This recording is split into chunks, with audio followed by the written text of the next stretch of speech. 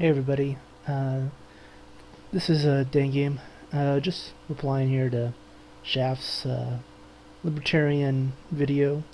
Shaft and I go way back, and I know he's a smart dude, and so I wanted to chime in too, uh, do a few things here. I did watch his entire video, which I should get a gold medal for, and this, I'm a little under the weather recently, so I had some time to sit back and listen to Shaft do some awesome founding father voices, which I can't do, especially because I'm a little under the weather. But I did take a few notes and figured I would add in my 2 cents here. At 7:20, I believe Shaft was saying something of the nature that we could never repay the national debt. And I kind of agree that it's unrealistic that we would ever pay it off. But it is theoretically possible because there's both public and private debt. So he talked about the fractional reserve banking system earlier. As long as people in the private sector continued taking on debt and the government stopped taking on debt and we continued taxing everybody else, in theory, after large effort on our part, we could pay off the national debt. But uh, it's really just a theoretical argument, not a practical argument. So I'll kind of give him that one. I just wanted to make sure he understands the theory there. Then for a long time he was just fighting with his buddies online, which I didn't really get much out of. But then at 47 minutes, we get a comment about speculation. And speculation, when it is done knowingly, like if I have $1,000 and I go to Goldman Sachs and say, hey, Goldman Sachs, go take my $1,000 and speculate on corn or oil or gold futures, anything like that, I don't really have a problem with that because all speculation is a fancy word for making an educated guess about the future. Are things going to cost more or less in the future? Where it is a problem is when the money isn't freely.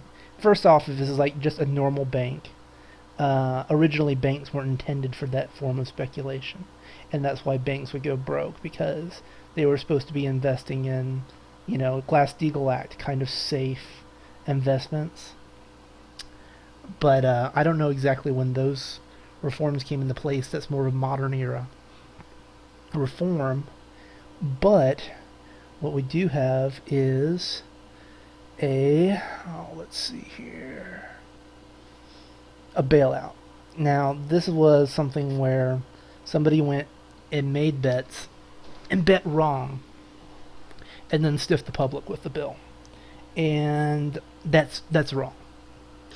And I see people giving speculators a bad name all the time. And I just want people to understand that speculators have a role when it's with their own money and they know what they're doing and they're not getting, free infinite money from the Federal Reserve to do it. I've got no problem with it. I actually think it's beneficial because it's better for us to be ahead of the curve than behind the curve. But as in the bailouts today, no, that was not a good thing. Then later on, 51:49, he was talking about the subprime mortgage crisis. The reason why those bankers didn't care if the loans went bad or not is because they didn't hold on to them.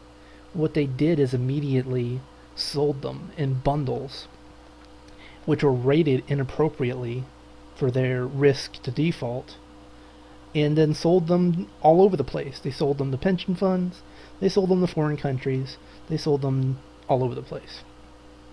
And so they knowingly accepted bad loans they knew were going to go bad, whenever their intro interest rates went away. So that was just another thing I wanted to add in there. At a little over an hour, 105. Yeah, you were talking about the government shutdown and how, you know, how things are, trying to make a comparison to anarchy. No, not really. If you call 911, you're still going to get men with guns showing up places. If you are a terrorist or a freedom fighter, depending on your point of view, and you fuck with the USA, no, you're going to get machine gun down your throat. I'm sure all the armed agencies of all the alphabet soups are still in full force. They might be missing a few paper pushers somewhere. But believe me, if the government wanted to put a rocket into your house a month ago and just didn't have the information, and they had it today, they would still kill you. Which is the part of the government we really want to get rid of.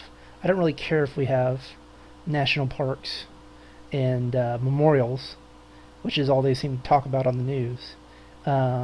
Those are pleasant little add-ons that really don't affect civilization and life in any way as far as tyranny and liberty and things like that. 107. This is kind of a big one. He's talking about bad apples, that there's always bad apples.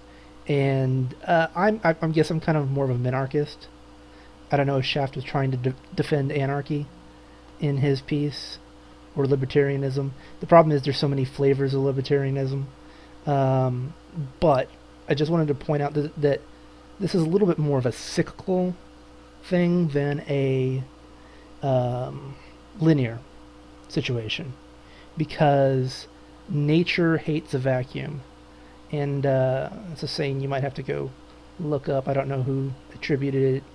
But basically, if you have true anarchy, which is, lack of government, you're going to have your good people and your bad people. And your good people are going to work together and start rebuilding societies. And your bad people are going to start raping, murdering, and pillaging.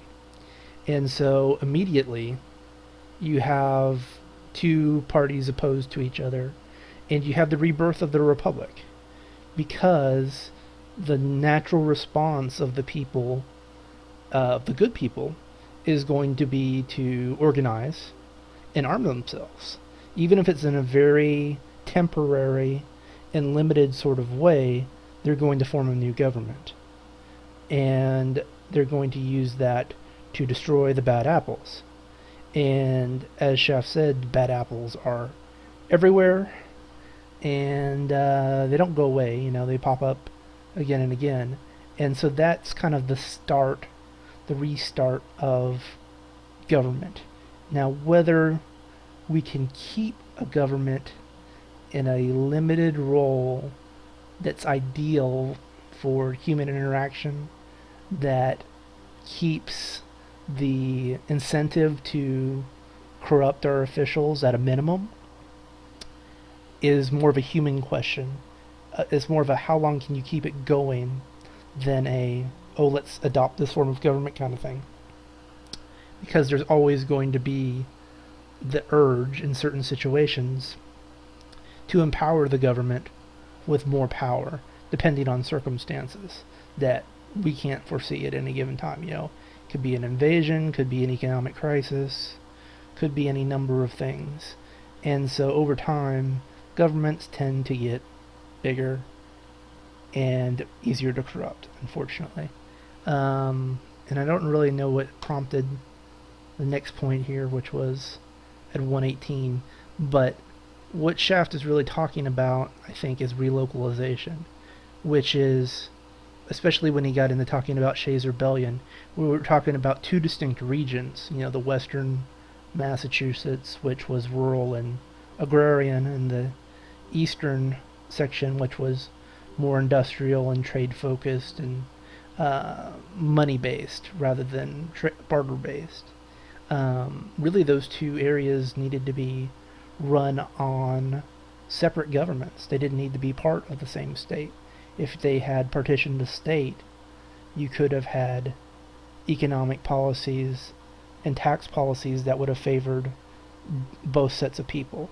And so that's kind of what I'm advocate of is relocalization, is that when you get down to smaller units of government, it's much easier to get the right answer for most of the people as compared to when you're running a clunky, giant government that encapsulates millions of people over so many different, environments and cultures. An added bonus is the more likely it is you're able to walk to your local government and protest, uh, you know, after work, so you're not exactly going out of your way. And if worse comes to worst, it's not that hard to put your local officials up on notice or on the guillotine. The leaders have to live in the environment they produce, which is a real big bonus of relocalization. Obviously, you can't do everything at a local level. You wouldn't probably want to run your armed forces permanently on a local level, but they can do almost the vast majority of things that our federal government has taken on that it doesn't really need to do. The other thing here is about at 129, I wrote down desperation and rebellion. Um, I have noticed that people do not rebel unless they are truly desperate. And by desperate, I mean you're either going to take something from them that is going to deprive them of their livelihood, or you're literally going to make them starve or be homeless. And the example I like to hold up for this one is Egypt. And I'm kind of a noob on the video software, so I'm going to make you guys, I might be able to find a chart, but the idea there is if you go look at Egypt's excess oil production, what they had available for export, and look at the year of that, and then go look at the year, a chart of the price of wheat, and look at that chart, and it seems very coincidental that the year that the Egyptians chose to try to overthrow their government was the same year that they had no oil to export for extra income to pay for food subsidies, things of that nature, and the price of staple food products spiked. So rebellion and desperation go hand to hand. And when you force a policy down someone's throat that is going to make someone homeless, hungry, any of those things, it's literally going to take their livelihood away from them. That's when you get a rebellion. It is very hard to get fat and happy people. I say fat and happy. You could be fat and unhappy, but if your basic needs are met, most people aren't going to risk their necks in a revolution. It's just human nature. So that might be a little taking away from our current situation. I can't say we won't get there. It's very possible. I've kind of moderated my view on that point over time. And then the last thing here was the kite in the hen house. And I was thinking, isn't that your usual? Who was it? The guy in Germany that said it doesn't matter if it's a fascist state or a communist state or a parliament or a democracy. All you have to do is tell the common people that they're at risk, and that'll get them to go to war. That's what I got out of it. It may have been something else, but you were saying false flag. It doesn't really matter if it's real, exaggerated, or completely false. All you have to do is generate that fear, and once you do, it's pretty much over. You'll get support for your war, and the die is cast. I've only got 30 seconds left on this 15-minute thingamabobber, so I think I'm going to stop this and upload it and let Shaft have some fun with it. Maybe some other people can chime in too. Later, y'all.